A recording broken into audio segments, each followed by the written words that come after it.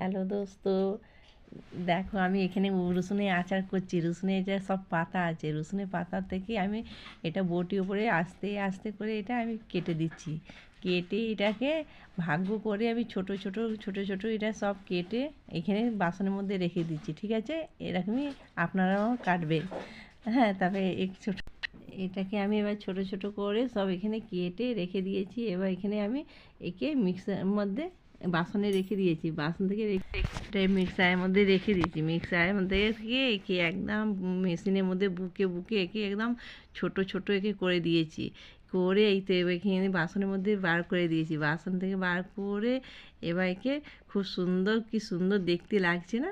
এবার এরকমই আপনারাও করবে। এবার এছাড়া সর্ষে আছে, এটা সর্ষেটাকে নিয়ে আমি, এটা শুকনো লঙ্কা আছে, এটা জিরে আছে, পাঁচফোড়ন আছে, ওটা কালো জিরে আছে, হ্যাঁ, সব নিয়ে এটা কড়ার উপর থেকে এটা গরম করে দিয়েছি। দিয়ে কড়া গরম হয়ে গেছে, তার মধ্যেই মশলা দিয়ে দিচ্ছি। মশলা দিয়ে একে আমি একে ভেজে দেবো। এবার যখন ভাজা হয়ে যাবে লালের মতন, এবার দেখবে আপনারা, এবার দেখুন ওটা হিং আছে, ওইটা হিংও ভাজছি। হ্যাঁ, মশলা ভাজা হয়ে গেছে, হিংও ভাজা হয়ে গেছে।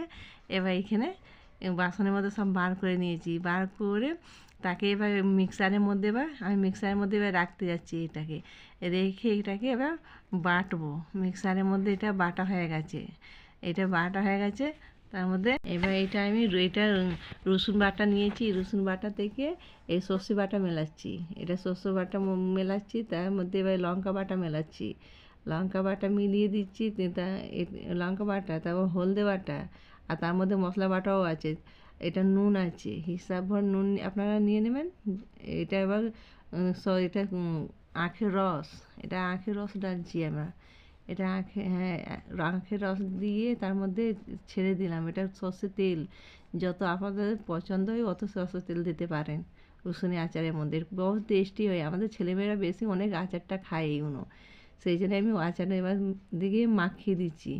একে মাখিয়ে দিয়ে, হ্যাঁ, লাইক করবেন আপনারা, সাবস্ক্রাইব করবেন আপনারা সবাই, সেই জন্য দেখাচ্ছি আপনাদেরকে। তার মধ্যে মাখিয়ে এবার আমি ডিবের মধ্যে ভর্তি করছি। এবার আপনারা দেখেন কেমন করে আমি ডিবের মধ্যে ভর্তি করে দিচ্ছি। ডিবে ভর্তি করে আমরা রোদ্দুরে একে রেখে দিই, আর 10 দিনের রোদ্দুরের মধ্যে হয়ে গেলে খাওয়া যায়। দেখো এবার আমি রোদ্দুরে ছাদের উপরে রেখেছিলাম, আমার আচার হয়ে গেছে। কি সুন্দর রোদ্দুরের মধ্যে পেকে গেছে। দেখো বাসনের মধ্যে আমি নিয়ে দেখিয়ে দিচ্ছি, কি সুন্দর ভাতের সাথে মাখিয়ে খাওয়ার জন্য হয়ে গেছে। এবার তোমরাও এরকম করে খাবে।